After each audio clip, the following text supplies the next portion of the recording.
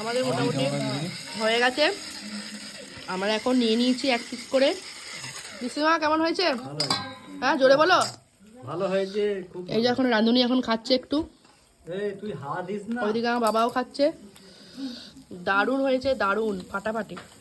ব্যাস এবার আমারটা খেয়ে নিল, আমার শুধু এখন ধনেপাতার চাটনি পড়ে রইল। ওই আমাকে এক পিস দাও।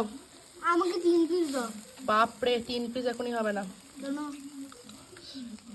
সাথে আমাদের এখানে আলু পুড়ছে, আলু পোড়া দিয়ে রাত্রে মুড়ি খাওয়া হবে। এখন কাবাবটা খাচ্ছি আর রাত্রে আলু পোড়া দিয়ে মুড়ি। বিশ্বমা ভালো লেগেছে? হ্যাঁ খুব জোরে- ভালো হয়েছে, হ্যাঁ দারুণ হয়েছে। বিশ্বমা অনেক কষ্ট করেছে এটার পেছনে। চলো এরপর আমি খেয়ে দেখি। বলছে দাদা আই ডাকছে, যা ওকে দিয়ে আয় এক পিস। একটা দিয়ে দাও।